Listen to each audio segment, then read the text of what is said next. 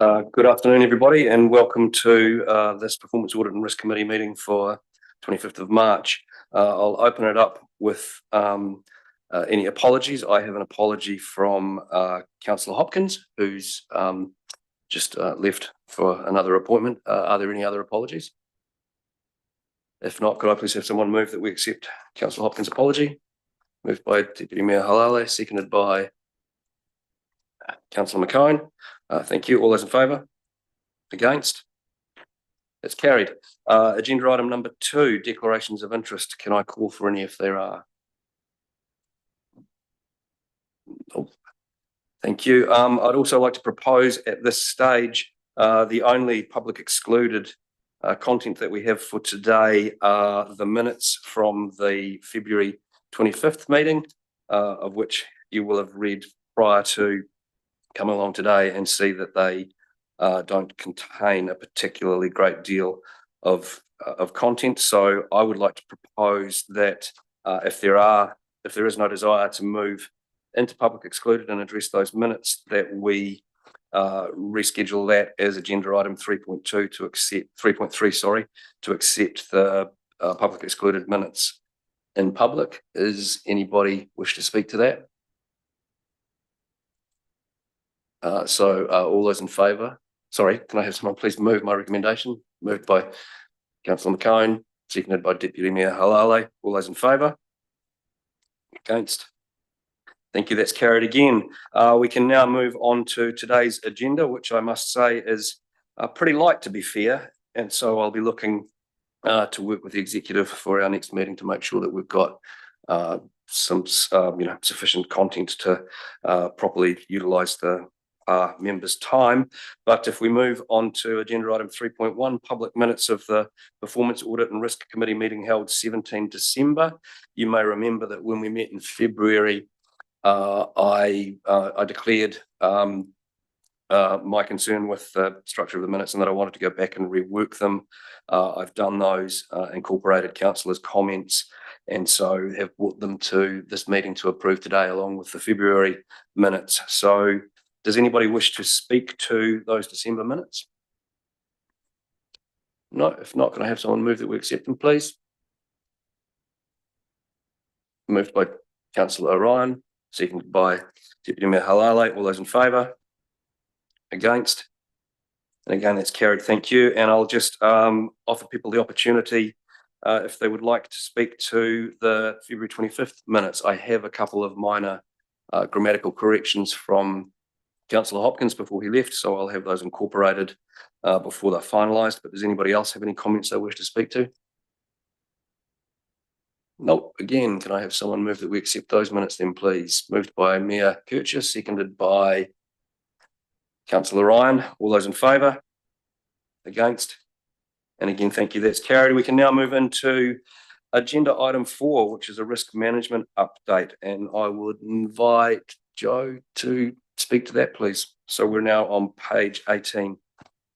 Yeah, so thanks, Simon. Just to speak to that as the director who covers risk, I'm speaking today. So I thought initially I'd commence with an update. That's where we're at with the risk advisor role, which has been interviewed, and we had a primary candidate.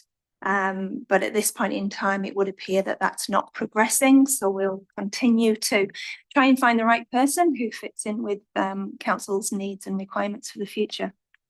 So as to the risk management update, just to express my gratitude to Laura, who has done a great deal of the work around this. So she's here to help answer any questions today. So as you'll see, the risk review that occurred is not usually as in-depth as it is. We have tight resources to be able to carry this out, but the important risks and the owners have had discussions with them to ensure that we're covering them well to highlight council's risks and requirements. So there's been 4 points of decreased risk ratings, which is great to see, but we've had a couple of increases to risk ratings. Predominantly, you will see that the high risk continues around the areas that are very high, being particularly waters and the affordability and financial sustainability. area, and particularly an incident concerning staff serious harm, which was an incident which led to a full lockdown. And a discussion was held at the senior management team, and the decision to have that as a high risk was noted. We do have several mitigation factors in place, but I do recognise that you'd like to have a discussion around that, Simon. Thank you, and thank you, Laura, for all the work that you put into this as well. Yeah, look, I really would like to have a discussion about this. So if I can bring people's attention to the risk that Joe's highlighted on page 23, that risk being the top one there labelled staff serious harm incident. So you may have noticed that it started off as being high. There's a significant list of mitigants that we've got here. So the controls, the health and safety, etc., that we've got here. There's some future controls that are being proposed, but the decision has been made to re-rate that risk as very high. I've got two issues with this. Firstly, if it's real, then we should be dropping absolutely everything else that we're doing and focusing on this right now. If we have, as an organisation, determined that there is a serious, very high risk for our staff's safety, well-being, and potential life-threatening, then we should have guards on our doors at all times, starting from now. So if this is a real, if this risk has been measured and accepted as real, we have a duty of responsibility to do something about it immediately. If we think we've rated it too highly because of an incident, and it was a serious incident that happened in recent times, but if we think that we've overreacted and rated it too highly, then I'm absolutely supportive of us reconsidering it. But I open this to the floor for discussion. If this is a risk that you are rating at this level, we simply cannot not do something about it.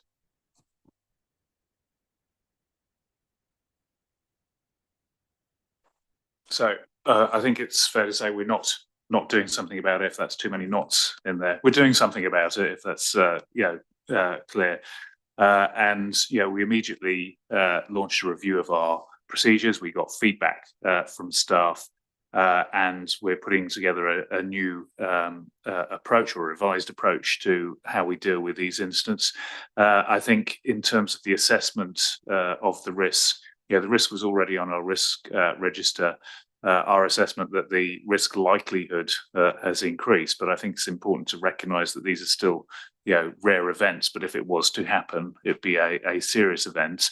Whether it warrants, guards permanently stationed on our building, and bear in mind most councils are in a similar position in terms of this, level of threat. I'm not sure that that's the case, but we do need to take action, and we are taking action to improve our approach to managing this. And there are quite a few lessons that have been learnt from how we handled this incident. Thank you. But if I look at the risk assessment, taking into account all of those future controls and the current controls that we've got in place, you're still telling me that the residual risk is very high. So I think the future controls don't impact the scoring because we haven't brought them in yet. Those are controls that we're planning to bring in, which will reduce the risk level that's assessed there. Okay, I open the floor to comment.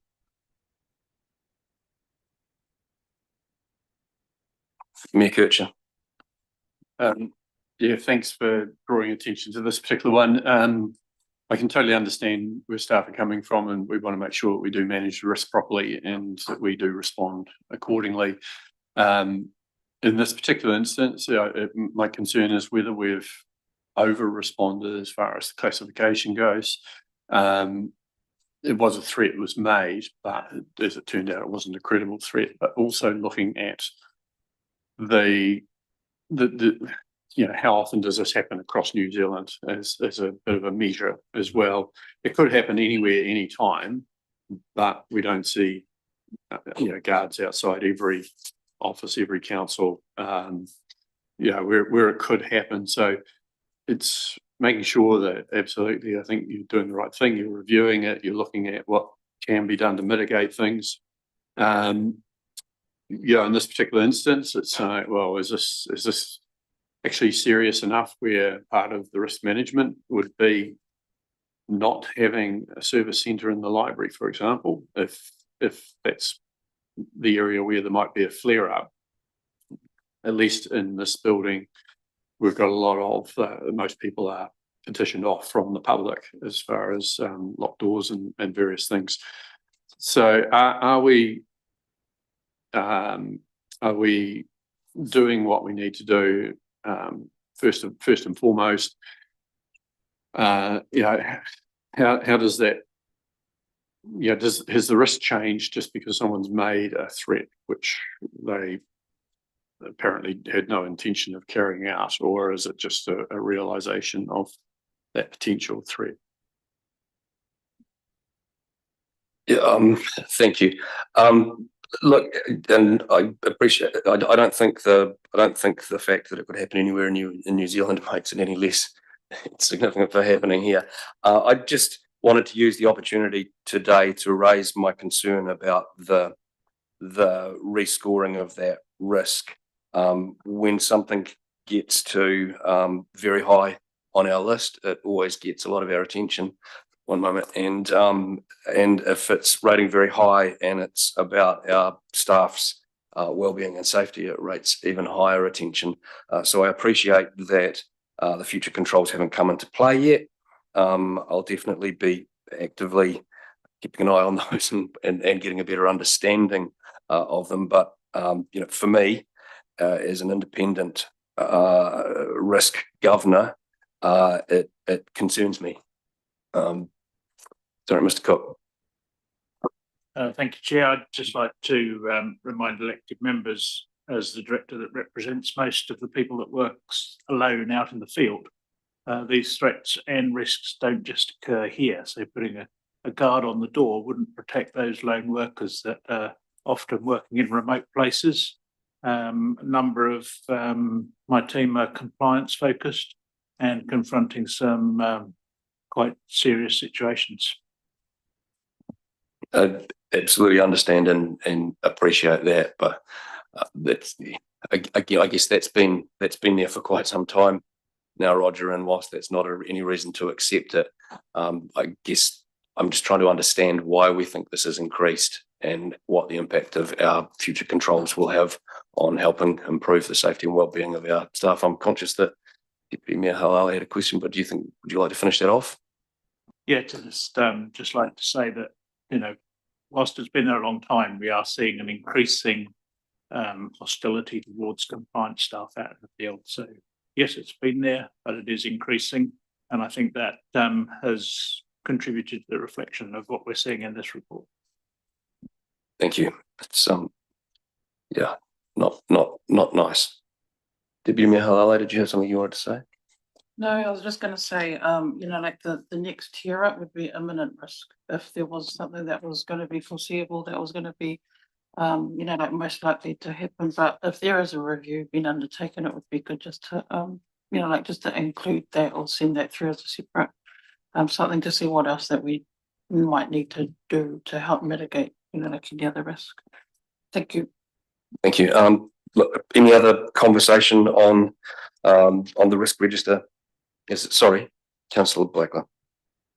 Thank you. Just a point of clarification. So when we're assigning the risk ranking, so for impact we've got 4, likelihood 5. Are we simply going to the risk matrix and so in the case of the risk in question, we're essentially saying that the likelihood is highly likely and that the consequence or the impact is major? Laura, here's your chance.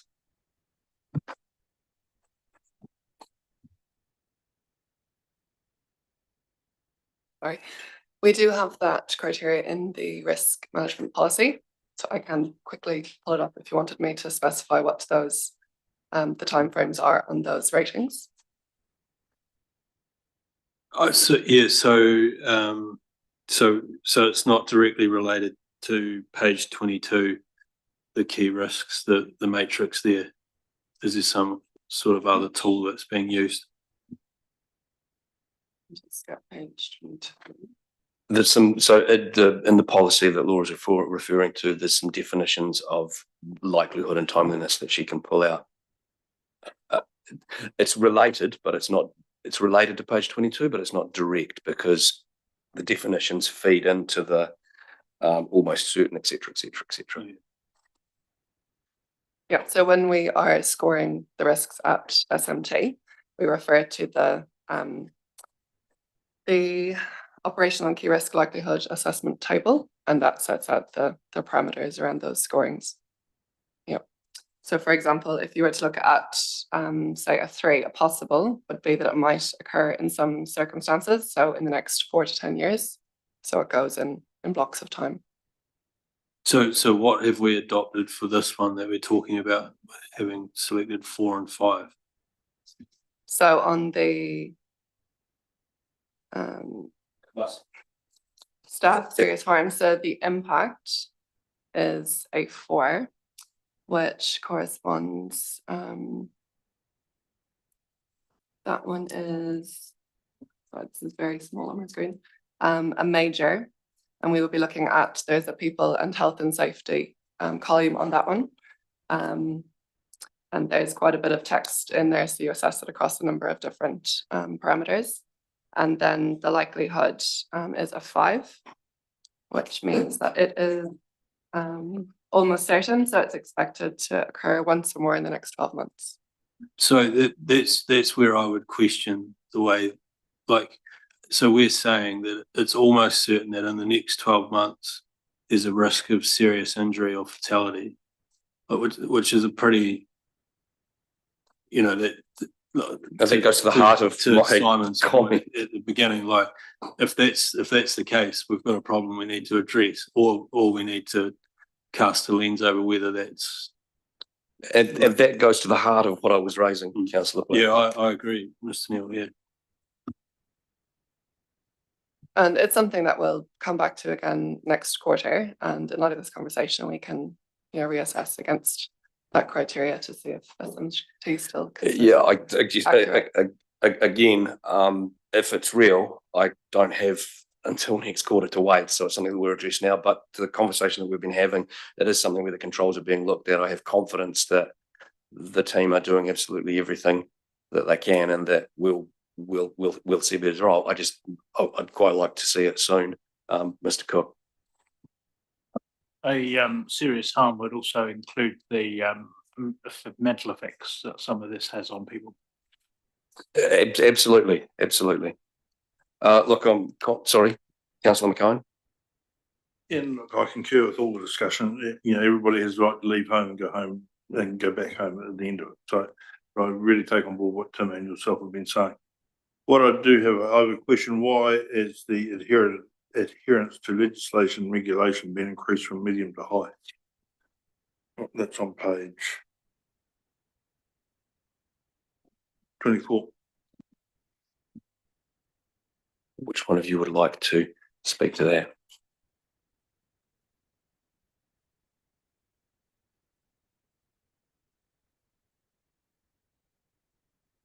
I'll have the first crack. I mean, that's really just a reflection of the amount of change that is coming out of central government. And so it's both the volume and complexity of it, and our ability to actually stay current with all of that legislation and all of the changes. So, you know, it's fine for a government department to work on something and produce it, but there is absolutely no coordination across those departments about the cross impacts of, so we're 2 pieces of legislation essentially conflict. That is not currently well managed, and also the timing of you know, like submission periods and implementation, and you know, so essentially well coordinated impact statements by the Crown are not produced. So essentially they roll down to the entities that are required to follow and implement it. You know, we saw an example in the council meeting this morning where we identified that the number 3 Water Act was likely to have significant impacts on this council. So we put a lot of time into the submission, and you saw how long it was. I think, quite frankly, the legislation itself was very poorly drafted because it was done in a hurry. So there was a lot of our points were this, but it contradicts with a section later on in the Act. But because of the amount of information that is coming out, as an organisation, we cannot stay on top of it, so that we are relying on other councils, other professional associations, other groups to help us keep informed. But that risk is increasing because of the sheer volume and scope and size of the changes that are being produced, and it's just a cumulative effect. And this government has shown they are very intent on a high level of reform across a whole bunch of sectors at the same time. Generally, a lot of those intersect at local government, either directly or at a peripheral level. It's really just saying that that amount of change, something might fall through the cracks, and we're just elevating that risk. We haven't identified anything, and we are again taking mitigations, but it's the environment has changed, and we're just trying to respond to that and really raise the awareness with you. Okay, conscious of time and moving on to the next item, but Mayor Kircher. Just very quickly on that one. I mean, yeah, I agree. It's probably highly likely we will miss something along the way at some stage, but I'd argue that the impact's going to be pretty low on most things. It won't be on everything, but there are a lot of things where, it might put a flag on an audit, or we might have an abatement notice that we've got to then deal with to actually put it right. But I don't think that have major impacts. Well, I guess that's why the impact section is reflected as being a 3 rather than anything higher at this stage. Mr. Cook. One of the risks covered in this is somebody that works outside the delegation, so they make a decision under a law that they're not delegated to make, or they do something where they needed a warranted power and they're not actually warranted. Which is why it merits the 3. And I think just to respond to the Mayor's comment, and the way we assess the risk, we look at, it's not an average across, it's what's the worst case, and that's the risk we need to understand and manage. So I agree that for 90% of it, it's probably not going to have a material impact. We're just worried about that 10% and focusing on that, and that's how we're assessing the risk. I think it's all right. Let's crack on. I know there's a new risk, physical harm, that's been introduced too. Laura, do you want to speak to that at all? Or Joe?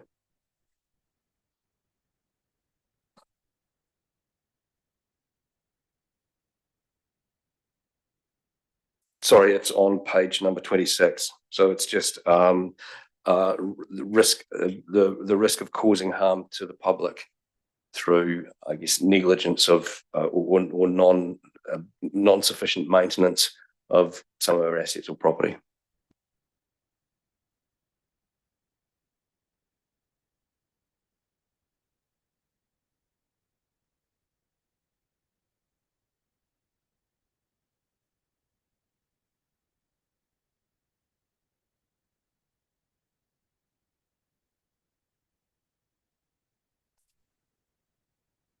And given that a large part of that is in my directorate, I would believe that the risk is particularly well articulated in the table, and don't have anything else to add.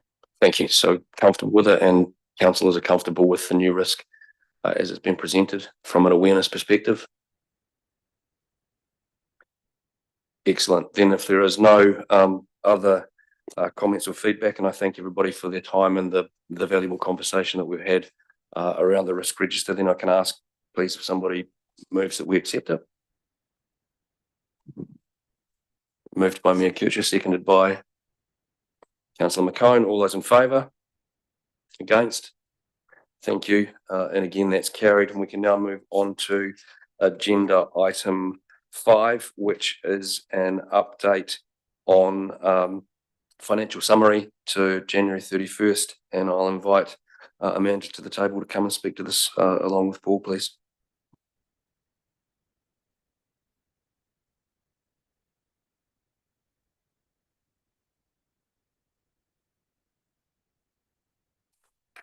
Thank you. So this is a financial update up until 31 January. But obviously we're towards the end of March now, so going forward in the new financial year, we want to be presenting a bit more timely information. So January was a couple of months ago, so it'd be good to be talking about February now. But basically the financial picture is the same as last time I spoke. We are behind budget, making an overall deficit of 12.9 versus budget deficit of 4.8. And that's mainly due to timing variances. A lot of the revenue that we expected to receive for the Forester Gallery and Sports and Event Centre is just a bit behind schedule at the moment.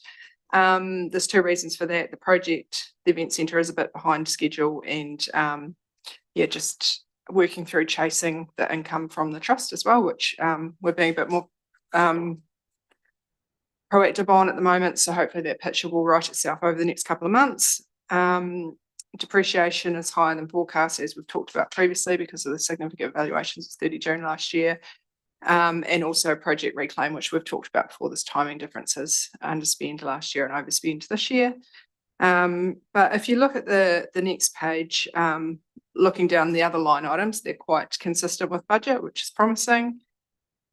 And in terms of capital expenditure, that's behind budget. You typically in line with what I just said before about Forester Gallery and significant other projects being behind schedule. Another one is the HQ re-roof, which hopefully will be complete shortly. And good progress is now being made on the Sports and Event Centre, so that should be pretty much back on track shortly. In terms of the balance sheet, we're still sitting at 86 million debt, which is behind where we thought it would be, and we'll be on track to be closer to 70 mil at 30 June, as I've talked about before. Loans to other entities, we had the early repayment of Observatory Village, which you're aware of. Also, last time I came and spoke, we questioned about the repayment of Omara Whitestone Civic Trust. So just to confirm, that was in the previous financial year. So we have the same. Sorry, I mean, just to check though, because this is at 31 Jan, it doesn't include the observatory repayment in these figures yet. No. Yeah. No, that was made on the 3rd of February. Yes. So just for members' awareness, when we're looking at the financial position there, it doesn't take into account the repayment from the observatory loan that was 3 days after these accounts closed. Yeah, so just on that note, that's sitting in term deposit at the moment. We have some debt rolling over on the 15th and 16th of April, so we'll use that. The term deposit expires at the same date. We'll use that to repay debt. Yeah, that's all. Thank you. Before I have any comments, I'll open the floor to others. Councillor McCone. Thank you, Amanda. So you say here that there's money hasn't come in on time. Has that changed in the short term? So I think you mentioned the gallery and the event centre, Project Reclaim, high depreciation. We can't do much about that, but those numbers, have they come up? Yeah, our budget is pretty flat. So we've kind of taken what we're expecting for the year for the project and divided it by 12 over, and then it doesn't always work out like that. So we're collecting the income from the trust as we incur costs on the Sports and Event Centre, for example. So yeah, we're just trying to get a bit more timely, a bit more proactive on getting the income from the trust.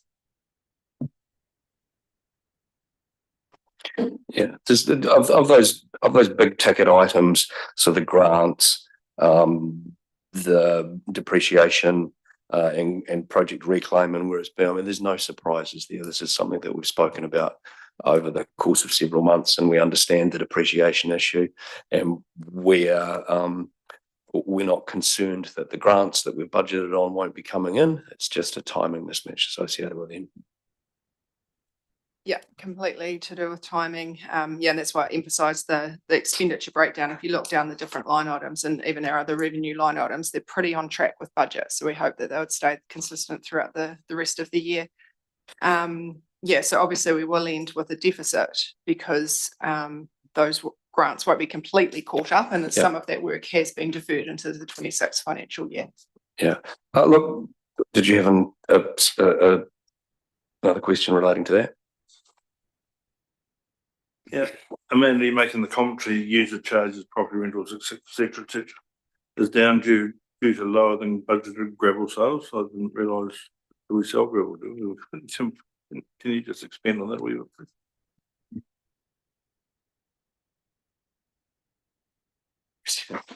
Yeah, no, we do have an arrangement where essentially we lease some land and operate a quarry on top of it. So we have tendered that out. It's been an arrangement that's been in place for I think 3 or 4 years now. But we also relates a wee bit to the roading works a bit behind. So we are the biggest customer of that quarry, but we need to recognise both sides because we need to pay a royalty to the landowner. So it goes in and out. But there are also third-party sales, and as was noted in the council meeting this morning, the comment from the directors of Whitestone Contracting Limited, really because of the delays in NZTA confirming the works programs and the level of funding, delaying that by a couple of months, that's had a knock-on effect, right across most councils that Whitestone deal with in terms of delaying their program, getting it in place and the work done. So. And I know, just picking up on that, Councillor McCone, because I had the same question.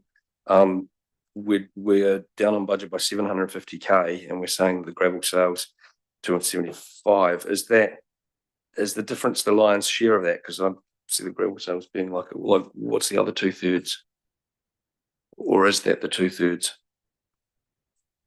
Yeah, that's the lion's share of the difference, and then the other movements are across the board. Okay, so thank you. Smaller. Wow, that's quite a significant business. The other question I had, unsurprisingly, just following up from last month, is that I see that we're now saying that personnel costs are under budget by 167k.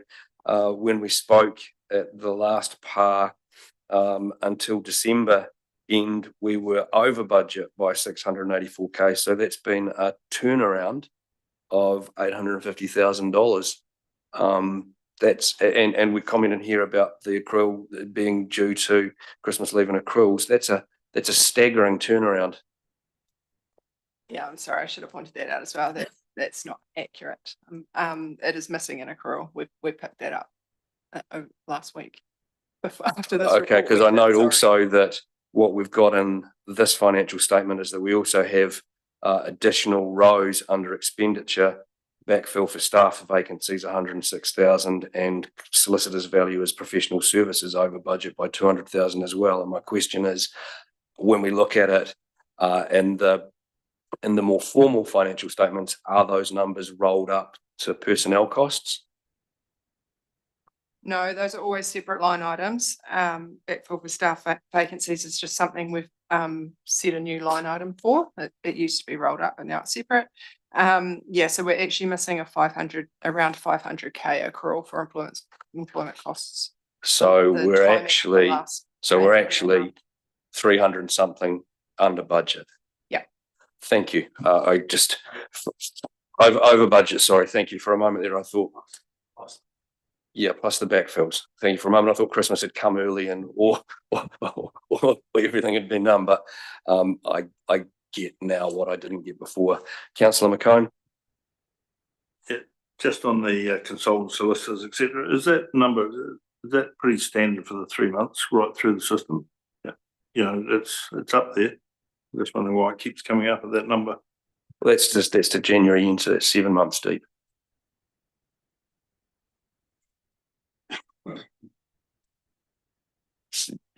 So this is the sum for the first 7 months of the financial year.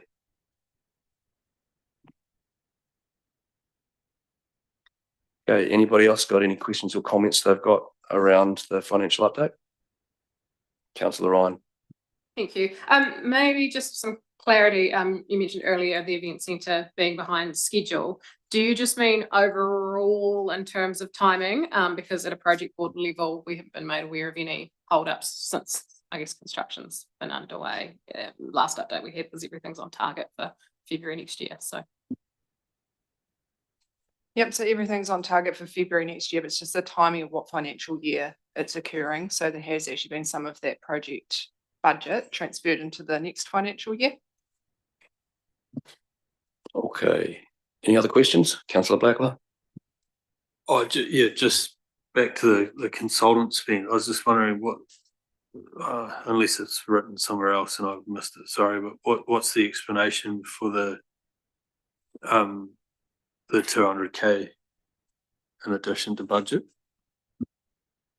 It doesn't stand out when you look at it at a specific department or like a topic level. It's across the board. Like the main thing I put it down, inflationary increases, higher costs than last year across the board throughout. It didn't obviously stand out being a specific project or a specific department. And we did get a good presentation on the public excluded last time of where our spend was. So I think we can go back and look at that again, but you can assume that if we spend what we did on Project Reclaim, then potentially some that was associated with that along the way. Look, are there any other questions with regard to the financial statements? No, if not, can I please ask for someone to move that we accept them? Moved by Councillor Ryan, seconded by Councillor McCone. All those in favour? Against? Again, thank you, that's carried. Look, that is the last agenda item for the part today, but I am conscious that I didn't get a vote on 3.3, which I should have done at the time. Remember, I asked if we were happy to bring the public excluded minutes forward for approval as agenda item 3.3. And so could I please ask for somebody move that we accept that? Moved by Mayor Kircher, seconded by Deputy Mayor Halale. All those in favour? Against? Thank you again, that's carried. And given that that is the last agenda item for our meeting today, I would like to thank the public and all those members for their attendance and declare the meeting closed.